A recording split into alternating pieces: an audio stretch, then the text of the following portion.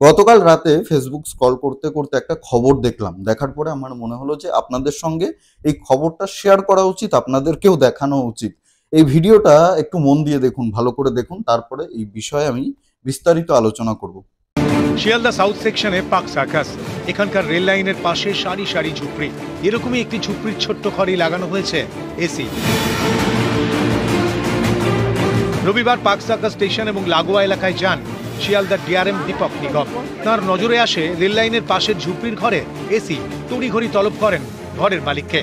AC খুলে নেওয়ার নির্দেশ দেন। ये आप गलत काम कर रहे हैं, आप बिल्कुल इसको हटा दीजिए। ये बिल्कुल अभी हम लोग शाम को आएंगे, आप ये बिल्कुल हटा दीजिए। ये बिल्कुल गलत काम आप कर रहे हैं सर। आज से थोड़ी रह रहे हैं, आज से नहीं रह रहे हैं, तो अब आज आपको बता रहे हैं, आज इनको आप थोड़ा हटा दीजिए। রেলের জায়গায় বসবাস বেআইনি, কিন্তু সেখান থেকে উঠে যেতে বলেননি ডিআরএম। শুধুমাত্র এসি খুলে নিতে বলেছেন। কিন্তু কেন? রেলের দাবি, ঝুপড়ির নড়বড়ে ঘরের এসির ভার নেওয়া কঠিন। কোনো রকমে এসি লাগানো হয়েছে।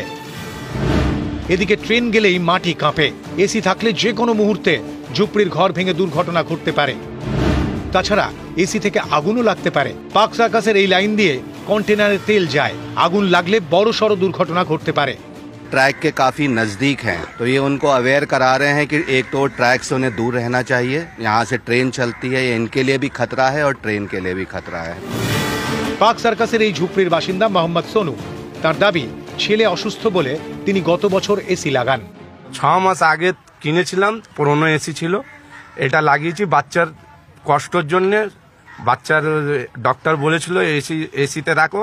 রেল লাইনের ধারেই বাড়ি এবং সেই বাড়িতেই লাগানো রয়েছে এসি।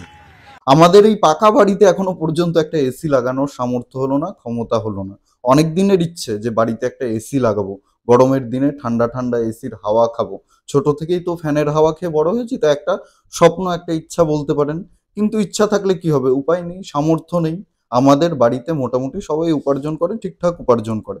তারপরেও একটা এসি কেনার, একটা পুরনো সেকেন্ড হ্যান্ড এসি কেনারও আমাদের সাহস হয়নি। এসি কিনলেই তো হবে না, এসি চালালে, এসি ব্যবহার করলে প্রচুর বিদ্যুৎ খরচ হয়, প্রচুর বিদ্যুতের বিল আসে, আপনারা মোটামুটি সবাই জানেন। তাই এসি কেনার সাহস এখনো পর্যন্ত করে উঠতে পারিনি। সেই মাথার উপরে একটা ফ্যান ঘুরছে ভন ভন করে, যতই গরম পড়ুক না কেন এই ফ্যানই সম্বল।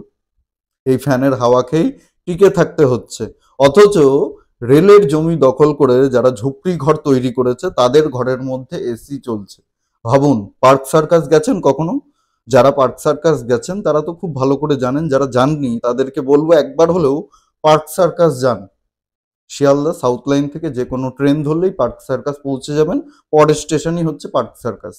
পার্ক সার্কাস গেলে বুঝতে পারবেন কিভাবে রেলের জমি দখল করে একেবারে, মানে একটা ট্রেন যাওয়ার মতো স্পেস রয়েছে, ফাঁকা রয়েছে, গ্যাপ রয়েছে। রেলের একেবারে লাইনের গা ঘেঁষে ঘেঁষে অসংখ্য বাড়িঘর তৈরি করা হয়েছে। কারা তৈরি করেছে, এরা কোথা থেকে এসছে, কেউ জানে না। এদের বাড়িঘর কোথায় ছিল, কোথা থেকে এরা এসছে, কোথা থেকে এসে এইভাবে রেলের জমি, রেলের সম্পত্তি দখল করে বাড়িঘর তৈরি করে রয়েছে, কেউ জানে না। পৃথিবীর কোনো উন্নত রাষ্ট্রে এই ধরনের ঘটনা ঘটে বলুন তো? আমেরিকাতে রেলের সম্পত্তি দখল করে, রেলের জমি দখল করে কেউ ঝুপড়ি ঘর তৈরি করে থাকে? দেখাতে পারবেন একটা ঘটনা? রাশিয়াতে দেখাতে পারবেন যে রেলের জমি দখল করে অবৈধভাবে সেখানে বাড়িঘর তৈরি করা হয়েছে, ঝুপড়ি ঘর তৈরি করা হয়েছে? জার্মানিতে দেখাতে পারবেন? ফ্রান্সে দেখাতে পারবেন? জাপানে দেখাতে পারবেন এই ধরনের কোনো ঘটনা? রেলের জমি দখল করে অবৈধভাবে সেখানে মানুষ থাকছে, ঝুপড়ি ঘর তৈরি করেছে, বাড়ি তৈরি করেছে, সেই বাড়ির ভেতরে এসি লাগিয়ে ফেলেছে? দেখাতে পারবেন একটা ঘটনা? ট্রেন যখন 10 মিনিট, 15 মিনিট, 20 মিনিট দেরিতে আসে, লেট হয়ে যায়, তখন তো অনেকেই অনেক বড় বড় কথা বলেন যে কোনো পৃথিবীর উন্নত রাষ্ট্রে এই ধরনের ঘটনা ঘটে না, ট্রেন লেট হয় না, জাপানের ট্রেন লেট হয় না, ভারতে কেন এরকম হয়? অনেক কথা বলেন আপনারা, কিন্তু এইভাবে যে রেলের জমি দখল হচ্ছে এই সমস্ত বিষয় নিয়ে কথা বলেন না। ভারতবর্ষে কোনো একটা ছোট্ট ঘটনা ঘটলেই রেল অবরোধ হয়, লাইনের ওপরে এসে সবাই ট্রেন ঘিরে ধরে, ট্রেন চলতে দেবে না। এই ধরনের ঘটনা পৃথিবীর কোনো উন্নত রাষ্ট্রে ঘটে না।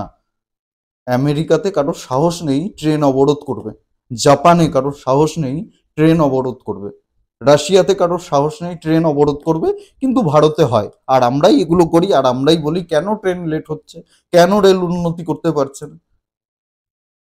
একবার নিজের বিবেককে প্রশ্ন করুন, এইভাবে রেলের জমি দখল করে, সম্পত্তি দখল করে ঝুপড়ি তৈরি করা কতটা সঠিক? নিজের বিবেককে প্রশ্ন করুন। যারা এগুলো করছে তাদের কি সমর্থন করা যায়? ভিডিওটি ভালো লাগলে প্রচুর পরিমাণে শেয়ার করবেন, লাইক করবেন, কমেন্ট করে অবশ্যই আপনাদের মূল্যবান মতামত জানাবেন।